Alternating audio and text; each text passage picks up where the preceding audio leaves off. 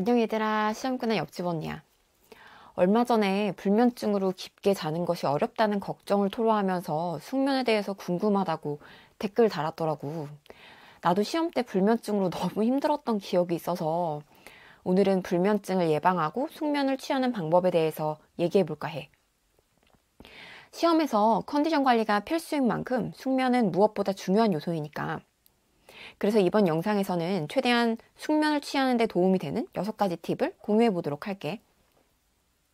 첫 번째, 규칙적인 수면 일정을 세운다. 주말을 포함해서 매일 같은 시간에 잠자리에 들고 일어나는 건데 이게 신체의 내부 시계를 조절하는 데 도움이 돼. 몸 생체 시계에도 학습이 되면 항상 자는 시간이 되면 딱 졸리고 일어나는 시간이 되면 딱 일어나게 되더라고. 로스쿨 입학 초 때처럼 내가 아는 것이 많이 부족하다고 느끼거나 하루치 공부에 무리한 계획에 욕심을 부리다 보면 점점 수면 시간이 늦어질 수가 있어. 나 역시 그랬으니까. 하지만 오히려 수면 시간을 일정하게 가져갈수록 장기적으로는 내 컨디션도 좋고 공부 시간도 더 많이 확보해서 더 성적이 좋아졌었던 것 같아, 나는. 지금 당장 몇 시간 더 보기 위해서 수면 시간을 늦추는 건 오히려 장기적으로 보면 독이 될 수 있어. 그리고 우리의 뇌를 가장 활발하게 돌리려면 최적화가 필요한 시간보다 최소 3시간 전에 일어나야 한다고 해. 그래서 시험 시간 한 3시간 전쯤 일어나도록 생체 시계를 맞추는 게 좋아. 물론 변시치는 내내 내가 푹 잠을 잔 건 아니지만 시간이 허락하고 머리를 써야 하는 때에는 나는 이 방법을 활용했어. 생체 시계를 맞추기 위한 여러 가지 활용했던 방법 중에서 내가 했던 방법을 소개하자면 잠에서 일어나자마자 창문 열고 해 뜨는 걸 보는 거야. 그러면 우리 몸이 아침이라고 인식하게 된대.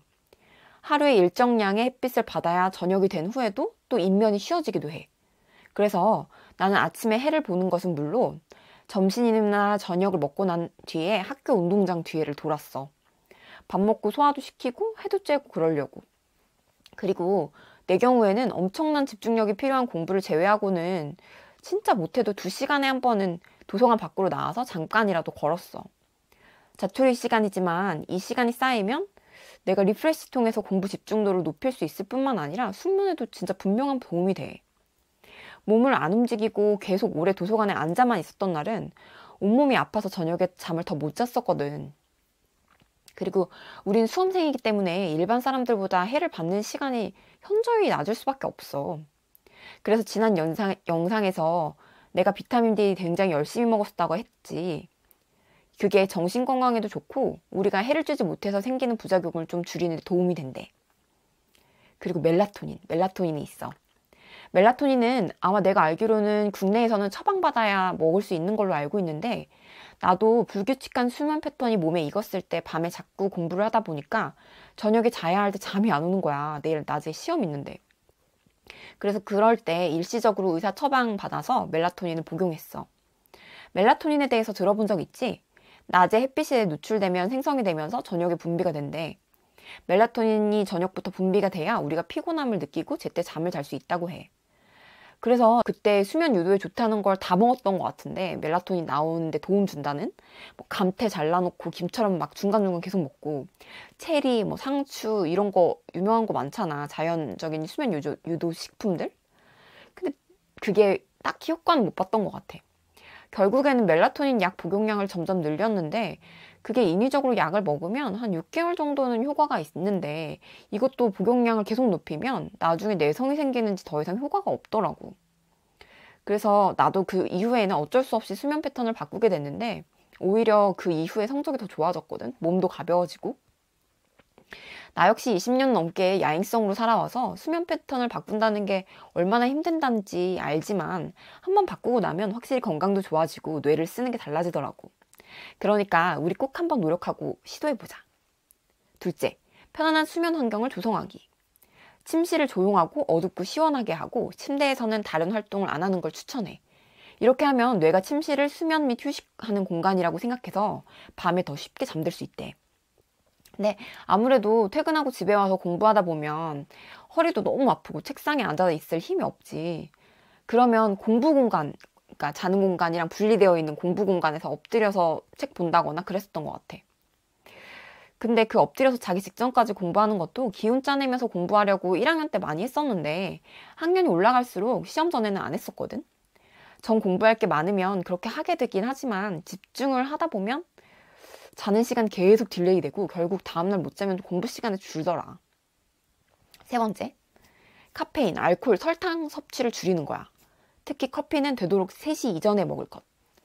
카페인이 숙면을 방해하는 건 다들 알고 있지? 근데 설탕도 그런 효과가 있다는 거 알고 있니? 밤 동안에 혈당 수치 변동을 일으키면 수면 장애로 이어질 수 있다고 해. 그로 인해서 집중력이 떨어질 수 있으니까 특히 자기 직전에는 설탕을 피하는 게 좋겠지. 나도 카페인이랑 설탕 조합이 얼마나 집중력을 확 끌어올리는지 알고 있어. 그래서 나도 변시 때 초콜릿 들고 가서 먹으면서 시험 쳤거든.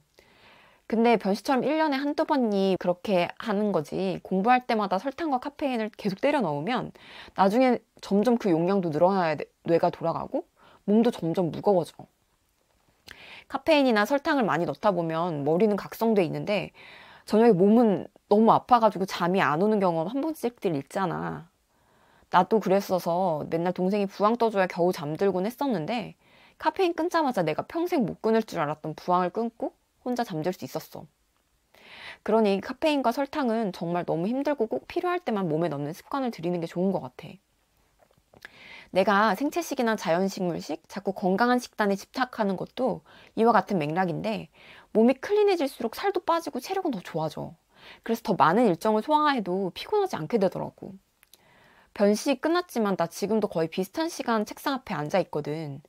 근데 로3 때 비하면 훨씬 더 식단이나 생활 습관이 건강하게 잡혀서 그때 만약에 이 몸이었다면 진짜 죄식까지 안 갔을 텐데 이런 생각 굉장히 많이 하거든. 그리고 술. 잠 못 자다 보면 불안하고 걱정이 들어서 끊임없이 이어지고 막 그러다 보니까 우울하고 일시적으로 해결하려고 술 마시는 친구들 꽤 많을 거야. 근데 술은 우울할 때 먹으면 길게 보면 사람을 더 우울하게 만든다?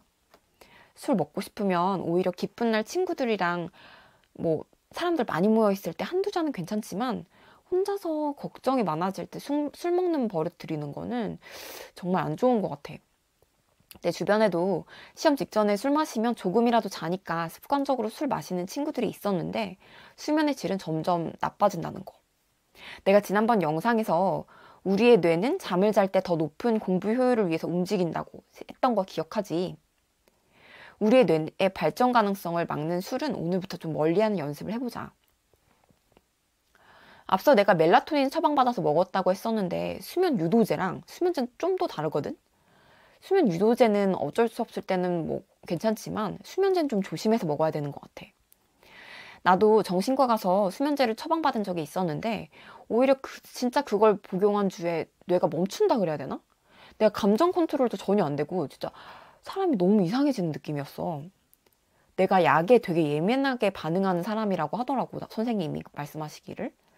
나 같은 사람이 또 있을 수 있으니까 수면제는 사람마다 효과가 달라서 미리미리 실험 삼아 먹어보는 게 좋아. 나처럼 수면제 부작용이 심한 사람은 아마 복용할 수 없을 거야. 그리고 일상적으로 복용하는 약이 아니기도 하고. 네 번째, 취침 전 심호흡, 운동, 명상, 간단한 요가 자세 이런 이완 같은 게 좋은 것 같아. 브레이너제이나 요가소년의 요가 니드라 이런 유튜버 분들 굉장히 강추해. 나는 이런 거 이용하면 훨씬 푹 잘 수 있었어. 아침이나 저녁 명상으로는 마인드풀님의 명상도 좋았어.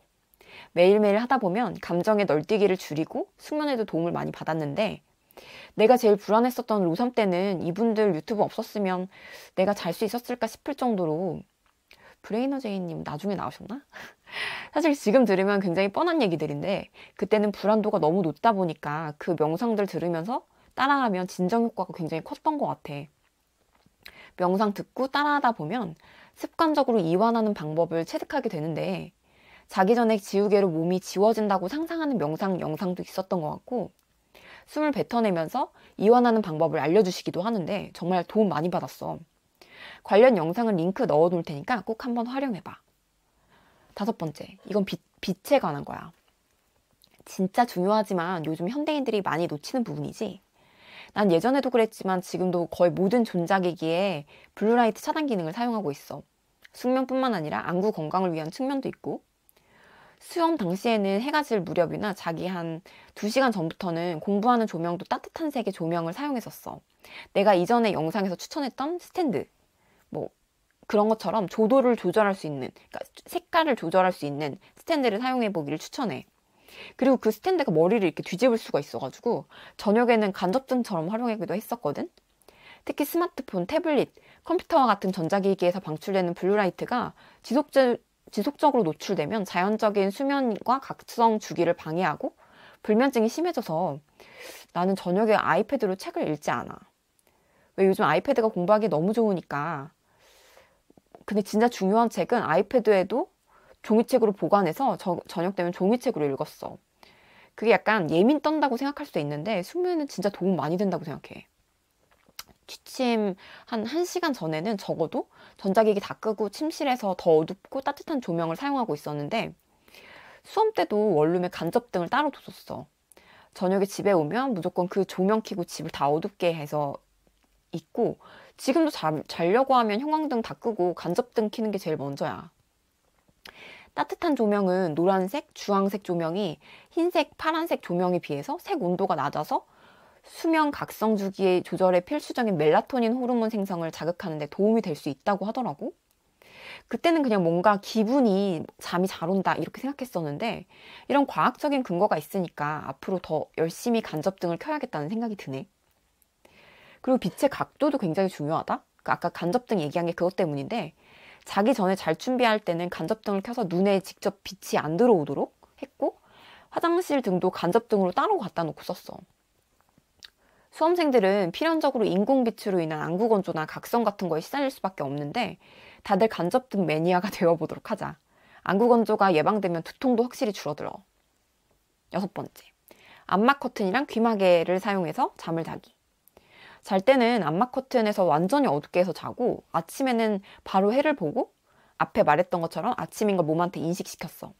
귀마개는 이전에도 추천해줬던 제품이지만 한 번 더 추천할게.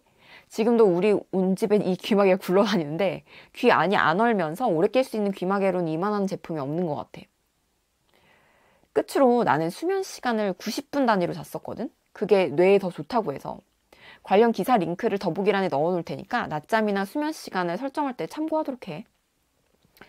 그리고 댓글 단 친구를 보니까 악몽을 꾼다고 하는데 한두 번의 악몽은 수면 위생이나 환경 같은 거에 관련된 거지만 습관적으로 지속적으로 악몽을 꾼다는 건 불안도가 높아서 그런 것 같아.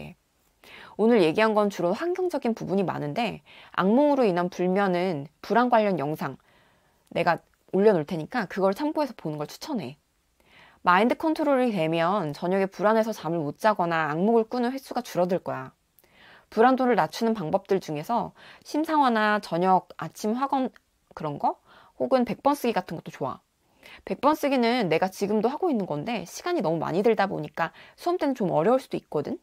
그럴 때는 확언이나 심상화를 이용해 보는 것도 좋은 것 같아.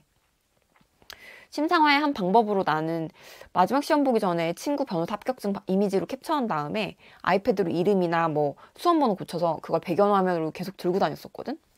근데 진짜 신기한 게 내가 그때 고쳤던 그 날짜, 그날 합격자 발표가 나서 그 내가 봤던 그 합격증이랑 똑같이 나왔어. 너무 신기하지? 또 불안한 생각이 들 때는 그 생각을 전환시켜줄 만한 나만의 저녁 루틴을 하나씩 만드는 걸 추천해. 그 루틴을 끝마치면 걱정 때문에 잠을 못 자는 경우는 정말 확연히 줄어들 거야. 내 경우에는 유튜브 명상이었고 사람마다 여러 가지 루틴을 하면서 자기한테 가장 잘 맞는 걸 찾아내는 게 좋은 것 같아. 나는 꿈을 잘 안 꾸는 편인데도 변시 끝나고 꽤 오랫동안 변시철만 되면 악몽을 꿨었어. 예를 들면 이런 거 있잖아. 공부 하나도 못했는데 시험 가러 가야 되고 막 시험 보는데 막 하나도 눈에 안 들어오고 이런 어처구니 없는 악몽 같은 거. 근데 지금은 이제 시험 끝난 지 오래되고 좀 내가 마음적으로 안정이 되니까 그런 꿈 안 꾸더라고. 왜 안 꾸나 생각해보면 이제 내 인생의 통제권 같은 거를 잘 잡고 있어서 그런 통제하지 못할 변수로 인한 악몽을 안 꾸게 된 것 같아. 내가 불면증으로 너무 고생을 했어서 오늘은 말이 좀 길어졌는데 아프지 말고 잘 자고 행복하면서 공부했으면 좋겠다. 오늘 영상이 좋았다면 좋아요, 구독, 알림 설정 꼭 부탁해. 궁금한 주제나 보고 싶은 영상이 있다면 댓글로 알려줘. 그럼 마지막, 오늘 하루도 고생했어? 잊지 마. 시험보다 너의 삶이 훨씬 더 중요해. 안녕.